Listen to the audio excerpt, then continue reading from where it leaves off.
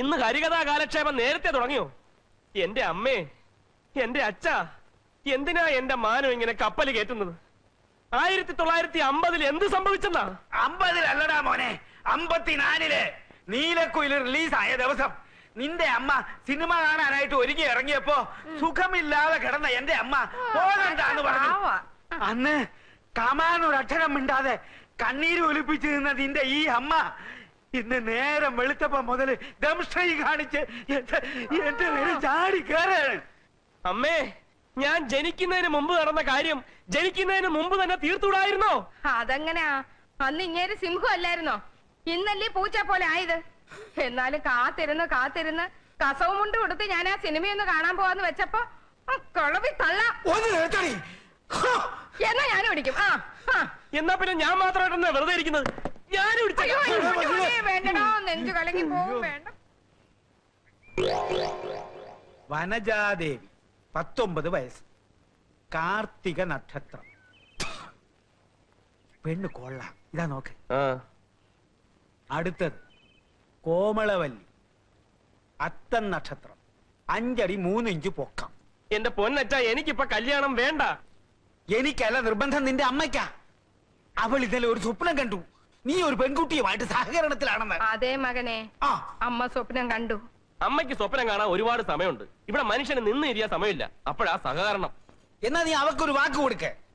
എന്നെ ഇരുത്തി പൊറപ്പിക്കുന്നില്ല. എന്ത് വാക്ക്? നീ എന്ന് കല്യാണം കഴിക്കുന്നോ ആ പെൺകുട്ടിയെ ഞങ്ങൾ തീരുമാനിക്കും. എന്താണ് എനിക്ക് സമ്മതിക്കാൻ ഒരു വിഷമം? സമ്മതിക്കാൻ വിഷമമോ? ഇല്ലാതെങ്ങാനും നീ ചിന്തിച്ചാലുണ്ടല്ലോ, ഞാൻ ചത്തുകളയും. ഞാനും ചത്തുകളയും. മണ്ടയ്ക്കാട്ട് ഭഗവതിയാണ് പറയുന്നത്, ഞങ്ങള് തീരുമാനിക്കുന്ന പെൺകുട്ടിയെ നീ വിവാഹം കഴിച്ചില്ലെങ്കിൽ മകനെ നീ നട്ടം തിരിയും. നീ നട്ടം തിരിയും. ആഹാ, എവിടെ നിന്ന് കിട്ടിയ ഈ വേഷം? ഏതായാലും സംഭവം കലക്കിയിട്ടുണ്ട്. പേഷ്കാരായിരുന്നു എന്റെ ഗ്രേറ്റ് ഗ്രാൻഡ് ഫാദർ നാരായണയ്യർ. അദ്ദേഹത്തിന്റെ വേഷമാണ്. സ്റ്റഡി നിക്ക്. പേഷ്കാരുടെ വേഷം ഇട്ടാ പിന്നെ അയ്യർക്ക് ചിരി വരത്തില്ലേ?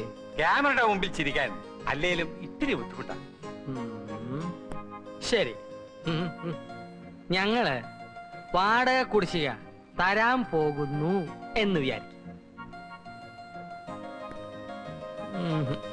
എന്നാ തന്നു എന്ന് വിചാരിക്കും. ഇത് തന്നെ തരാം, എടുത്തോ. ഇനി നമുക്ക് കേൾക്കാം. വാ, ഓമനക്കുട്ടനവിടെ വിളിക്കേ. ഓമനക്കുട്ടാ. ദാ വരുന്നു. വന്നേ. വാ. നീ എന്തിനാ കയറി നിൽക്കുന്നത്? മാറ്. നിന്നെ. ഇന്ന് ആ വ്യത്യാസമില്ല. കാരണം ഇന്ന് അയ്യരുടെ പിറന്നാളാണ്. ജീവിതത്തിൽ ഒരു പൈസ പോലും ചെലവാക്കാത്ത അയ്യർ നമുക്ക് വാങ്ങിച്ചു തന്നതുപോലെ തന്നെ പുതിയ ഡ്രസ് അവനും വാങ്ങിച്ചു കൊടുത്തിട്ടുണ്ട്. രാമന് നിന്നോ. നിക്ക്, കയ്യ എടുക്കട്ടോ. എടുത്തു. Thank you. 2 ദിവസം ഞാൻ പ്രിന്റ് തരാം. എന്താ അയ്യരെ നമ്മുടെ പ്രോഗ്രാം? നമ്മുടെ ആഘോഷം എവിടെ തുടങ്ങുന്നു? നമ്മൾ നേരെ നമ്മുടെ വാഴത്തോപ്പിലേക്ക് പോകുന്നു. ഉച്ചവരെ അവിടെ വിട്ടാൽ രാത്രി 10 മണി വരെയുള്ള പ്രോഗ്രാം ഞാൻ ഫിക്സ് ചെയ്യും. എന്റെ കൂടെ നിന്നാ മതി. ചിലരൊക്കെ എടുത്തിട്ടുണ്ടല്ലോ അവസാനം കോട്ടും കോപ്പും. രാമ, ഞങ്ങൾ വരാൻ എന്തായാലും രാത്രി 10 മണിയാവും. നീ ഭക്ഷണമൊക്കെ കഴിച്ച് കഥ കടച്ച് കിടന്നു. ഇതിരിക്കട്ടെ, ചെലവാക്കണ്ട. എന്തെങ്കിലും അത്യാവശ്യം വന്നാ വരുന്നു.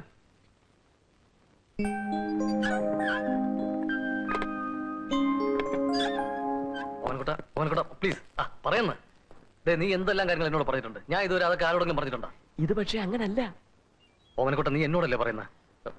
ആരോടും പറയില്ലെന്ന് സത്യം ചെയ്. ആരോടും പറയില്ല, സത്യം പറ. അയ്യരുടെ ബർത്ത്ഡേ കൊണ്ടാടാൻ പയ്യനെ വീട്ടിലാക്കിയിട്ട് ഞങ്ങൾ വാഴത്തോപ്പിലേക്ക് പോയി. രാത്രി 10 മണി കഴിഞ്ഞ് മടങ്ങി വരാനായിരുന്നു ആദ്യത്തെ പ്ലാൻ. വാഴത്തോപ്പിൽ തകർത്തോണ്ടിരുന്നപ്പോഴാ നമ്മുടെ MD-യുടെ ഓപ്പറേഷന്റെ കാര്യം ഞാൻ ഓർത്തത്. അവരോട് കൊണ്ടാടിക്കൊള്ളാൻ പറഞ്ഞിട്ട് കൃത്യം 5 മണിക്ക് ഞാൻ വീട്ടിൽ തിരിച്ചെത്തി.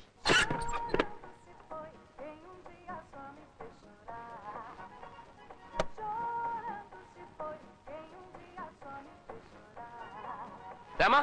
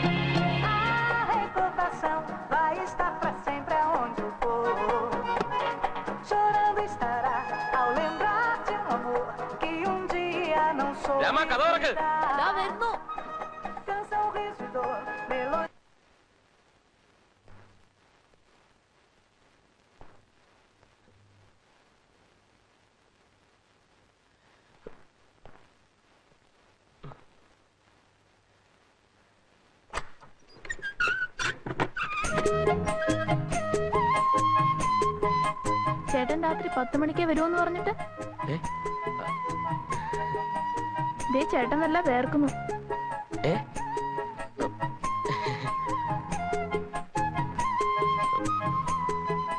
കുടിക്കാൻ കുറച്ച് വെള്ളം തരാമോ?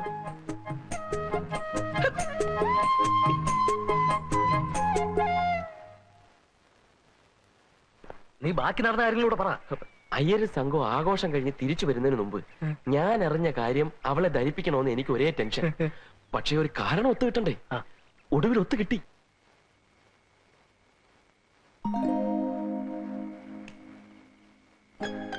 അതെ, പിന്നെ ലൈറ്റ് പോയി. ഒരു വിളക്ക് കിട്ടിയാൽ കൊള്ളാമായിരുന്നു. ആ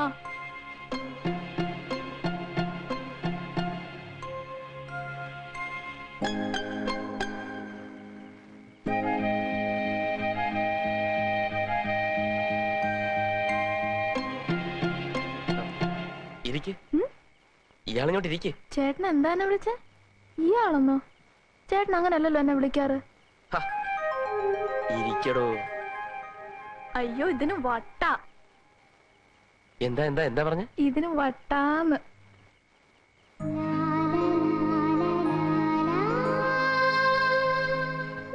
അയ്യോ എനിക്ക് പേടി എങ്ങനെ ഇരിക്കാൻ. പിശാടി ചേട്ടൻ അങ്ങനെ വന്ന് എന്നെ വെച്ചേക്കല്ല.